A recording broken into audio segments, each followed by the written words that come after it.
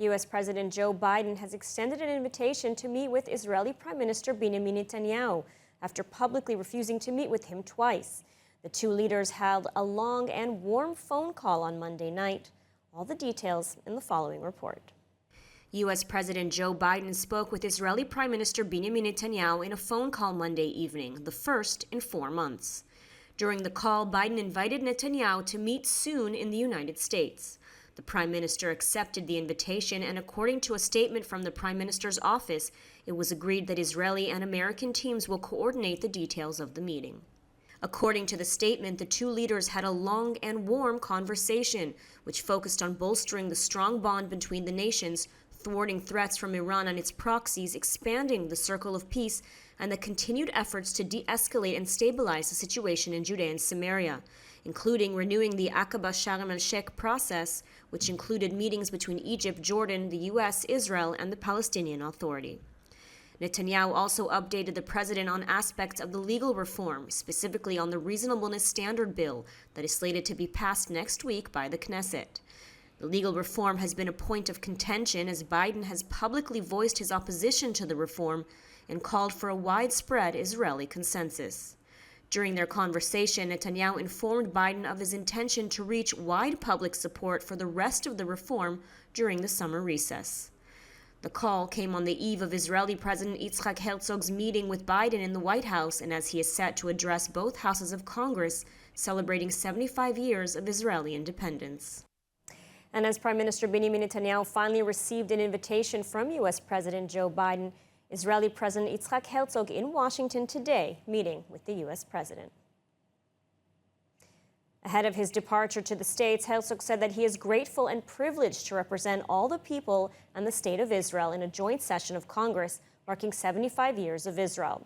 We have a uniquely strong friendship with the U.S., our most important ally, he said.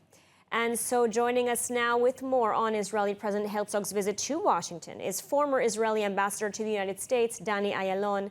Thank you for joining us. So, certainly an historic visit. What is the purpose of the trip? What does the Israeli president hope to get out of his meeting with U.S. President Joe Biden? Well, the official purpose is to celebrate 75 years of Israel's independence. Our anniversary for since we established or reestablished our state, our modern state of Israel in our Jewish land. And but now, with all the events and developments, both strategically and geopolitically in the Middle East, and also internally in Israel, this visit has become very, very important. Just to really bring the two countries together with no daylight. And although there is tension between the administration in Washington and the government of Netanyahu in Jerusalem, still it is very important to emphasize that the United States has Israel's back. This is a natural alliance, and that basically the United States stands with the people of Israel and with the state of Israel, notwithstanding any disagreements with the government. Mm-hmm. And also an historic event, his address to Congress, a great honor. He's the second president in history after his father to address both houses. Now, the president's saying his speech will focus mostly on expanding the circle of peace and the Iranian threat. But is there anything else he will likely focus on, anything of particular importance that maybe he should be focusing on? Well, the importance of the joint session, where he addresses the joint session, is mostly symbolic, ceremonial. It's really a true testament of warm friendship between the two countries. However, the real issues will be discussed behind closed doors, and there are many of them. Of course, there is the region, Iran first and foremost, the Palestinian Authority losing control in the territories, Hamas, Hezbollah. A lot of things on the agenda. I would say that in the wider circle, there is the Ukraine and the Chinese, I would say, intervention here in the Middle East.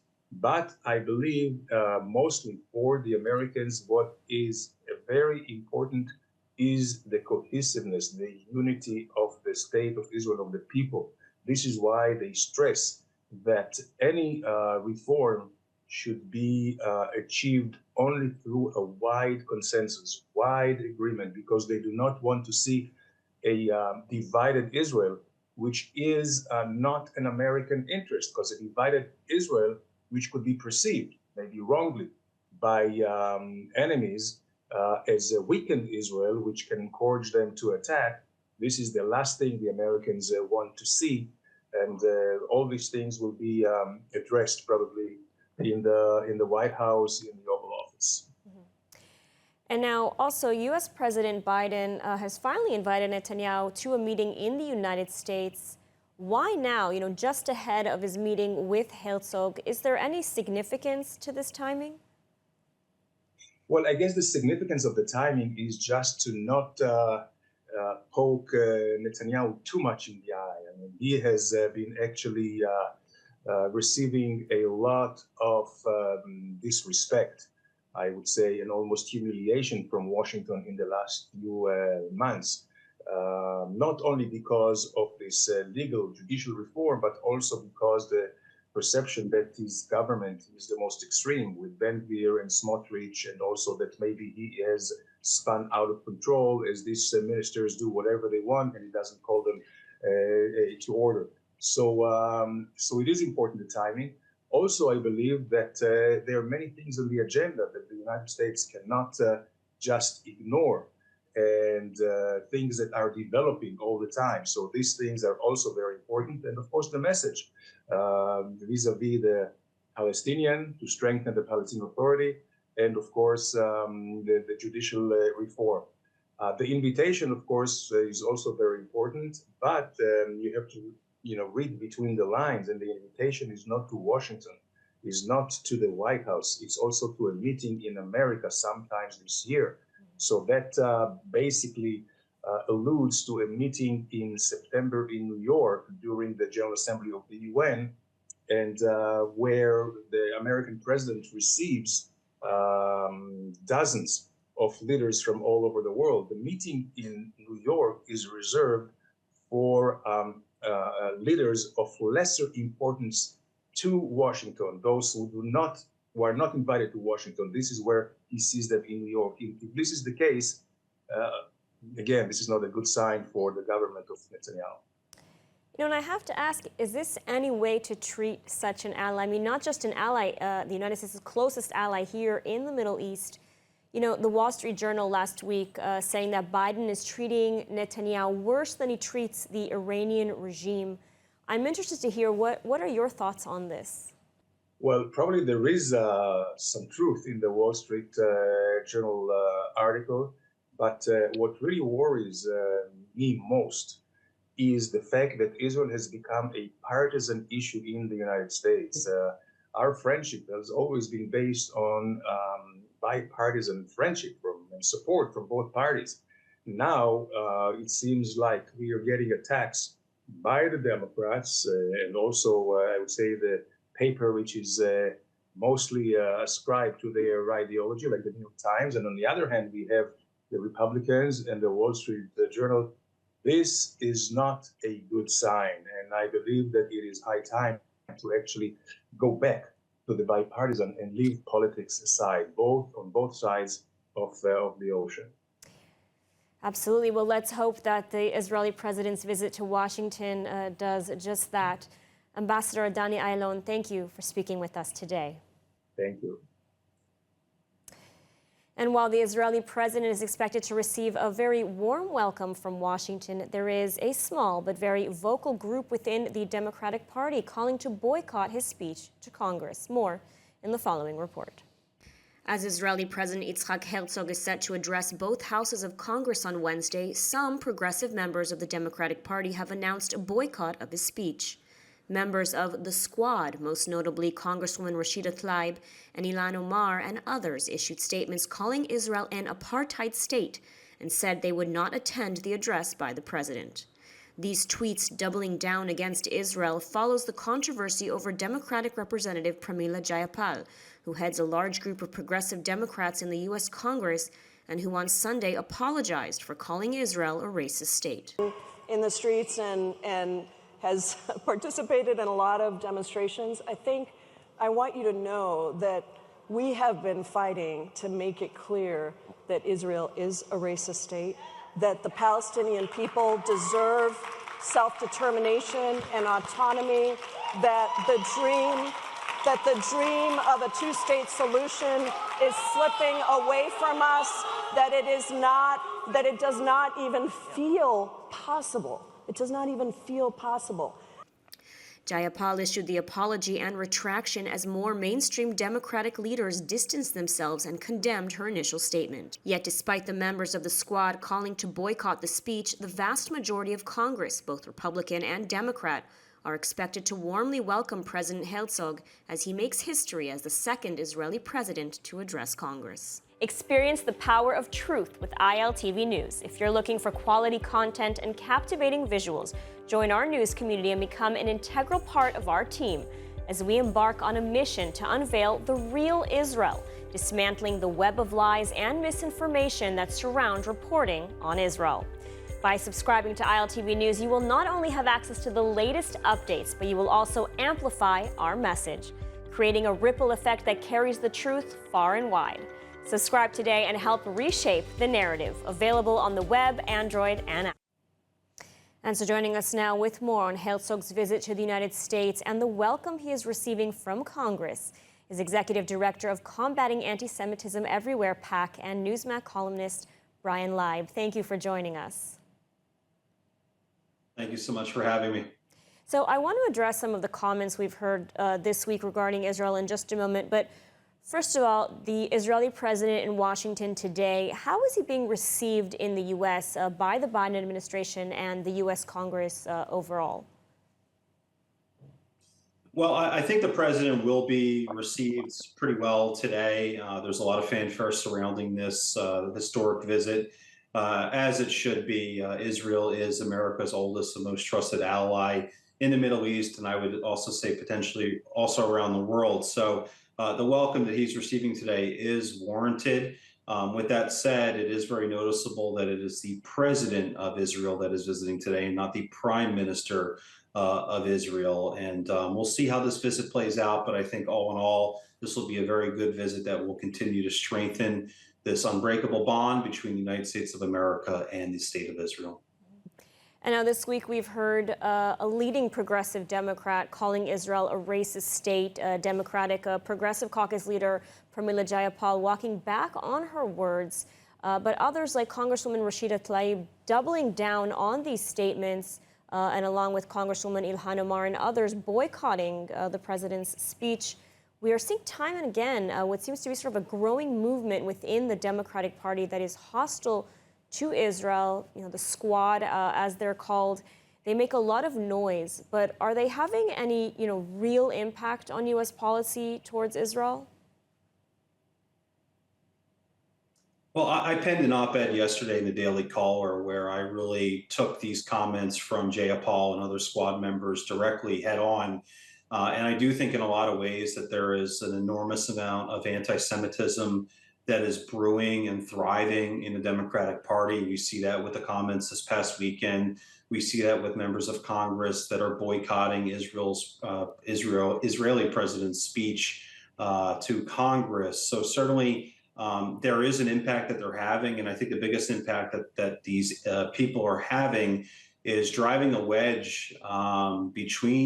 drive a wedge between the U.S. and Israel alliance, and also dividing the Jewish people. But ultimately, I don't want to mince my words here. When members of Congress traffic in anti-Semitism, which is anti-Israel, anti-Zionism, and also just being anti-Jewish, that puts me and thousands and millions of other Jews here in America in the crosshairs, which we've already been in for far too long. So the rhetoric does incite more violence, and it really needs to end. It's not getting us, the Jewish community, anywhere, but putting us in the crosshairs on a daily basis. Mm-hmm.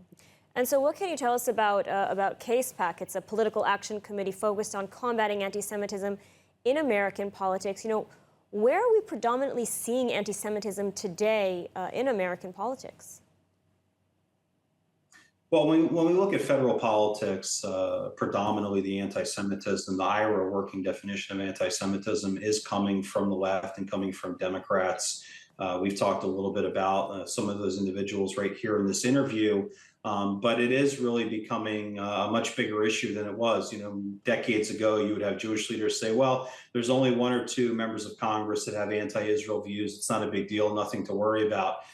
Today, we're looking at situations where anti-Israel resolutions are put on the House floor on a monthly basis, and it routinely garners 20, 30, 40, 50 members that are signing on to these resolutions. So unfortunately, there is quite a bit of anti-Israel, anti-Zionism, and traditional old-fashioned Jew hatred that is coming from the halls of Congress. The majority of it is unfortunately coming from Democrats. We can't be shy about calling that out. That's the reality of the situation.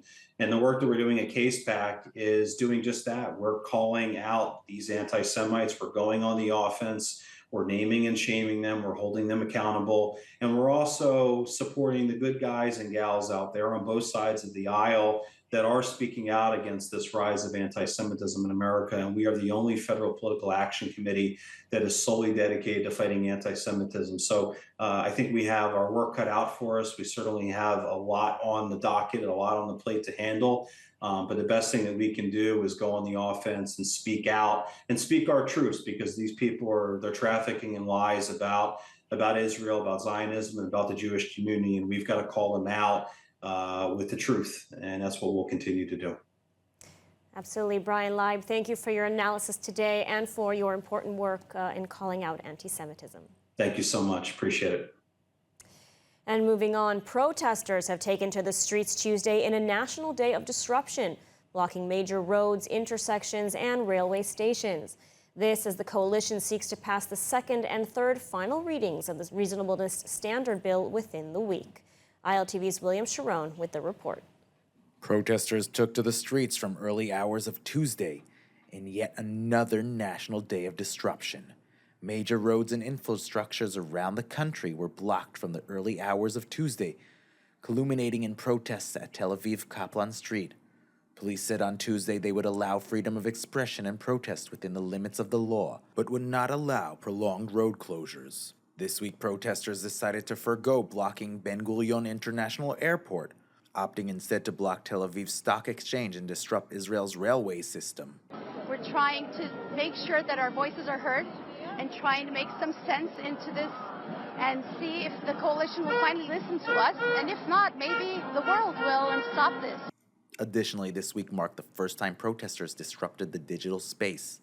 This as the Reasonable Standard Bill, part of the scaled-back legal reform that would limit the court's ability to use reasonableness to evaluate parliamentary decision, is making its way through the Knesset Constitution, Law and Justice Committee in preparation for the second and third final vote in the Knesset in the coming week. Meanwhile, the opposition is seeking to delay the bill, listing over 25,000 objections, which will need to be voted on before the bill can be passed into law. On Monday, opposition leaders called on Prime Minister Benjamin Netanyahu to stop the legislation and return to negotiations at the president's residence. Netanyahu, meanwhile, told U.S. President Biden in a call on Monday that he aims to pass the Reasonableness Standard Bill, but will seek to reach a national consensus on the remainder of the legal reform during the summer recess. And in other news, a power struggle between the Palestinian Authority and Iranian-backed Palestinian terror groups in Judea and Samaria is ongoing, and its results will have major repercussions for the security of the area. More in the following report. Less than a month after Israel's counter-terror operation in Jenin, the Palestinian Islamic Jihad terrorist organization has said the Palestinian security forces arrested 5 of its members in Jenin this week. This move highlights the growing rift between the Palestinian Authority and other terror groups vying for power within Judea and Samaria. The Palestinian Authority has in recent years neglected Jenin, which has become a hotbed for Iranian-backed terrorist groups. Israel has pressed on the Palestinian Authority to take a tougher stance against the Islamic Jihad and Hamas, which currently controls Gaza, but is seeking to expand its influence in Judea and Samaria as well. Earlier this month, Israel conducted a counter-terror operation in Jenin to target Palestinian Islamic Jihad terrorists, as over 50 terror attacks against Israelis were launched from Jenin since the beginning of the year. Many Palestinians in Jenin, however, have thrown their support behind the Palestinian Islamic Jihad, claiming that the Palestinian Authority has become weak and irrelevant. Following the arrests, Palestinians in Jenin took to the streets in protest and called on the Palestinian Authority to step out of the way.